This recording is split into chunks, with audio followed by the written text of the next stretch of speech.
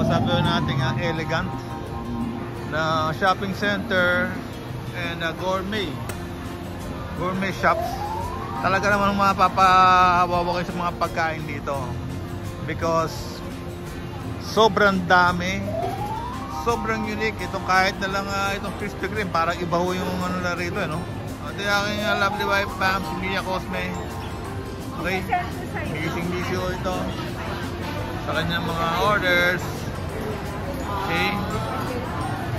So, ito ang masarap na ice cream shop.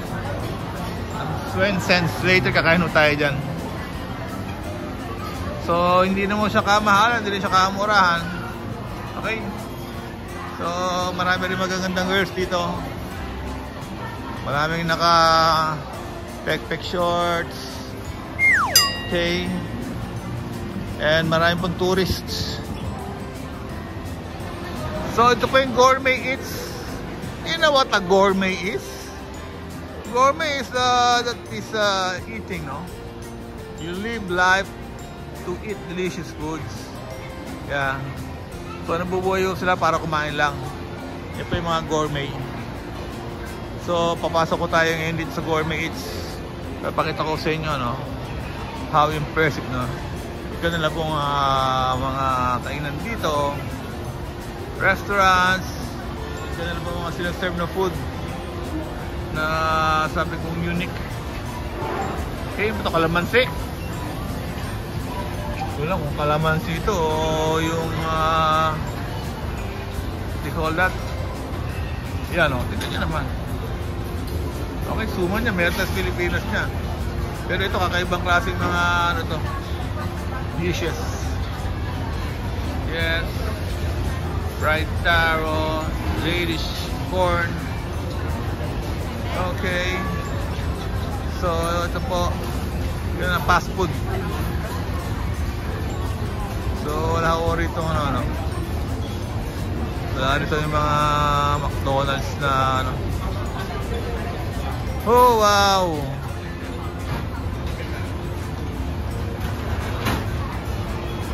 Okay, what's this? Pinagkaguluhan nila rito, drinks. Yan, yung lang famous halo-halo. Ito yung famous Thailander dessert nila. Kanilang halo-halo. Later on, titikman mo natin to. Yan, no? Grabe, oh. Grabe, no? Okay. So, let's go. Oh, gandang Thailander yan, ah.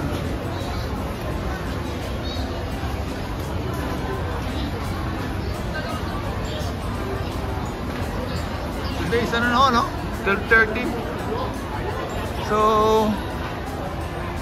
lunchtime. And again, dito na tayo kakain ulit. Wow, sarap po. Pang taste test to, ah.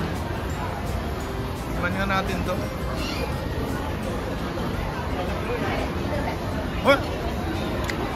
Ganda. Sarap to.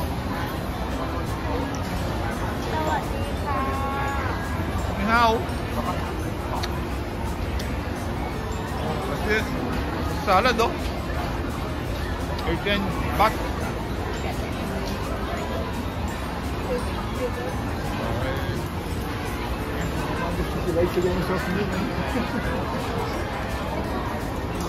Okay.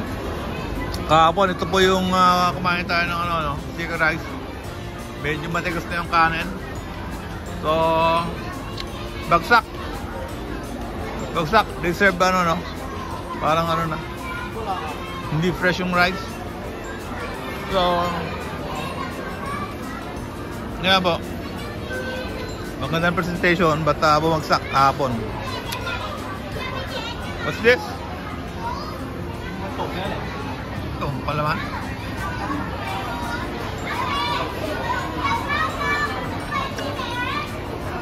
Tinapay.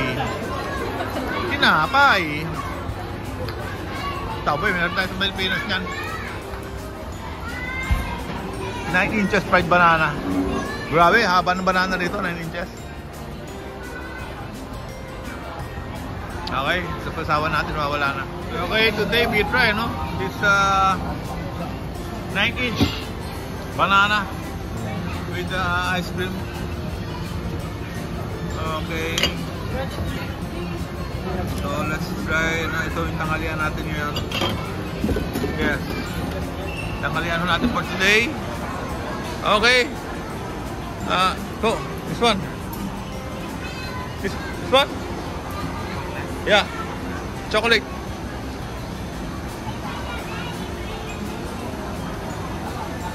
Okay, meron siyang topping na chocolate.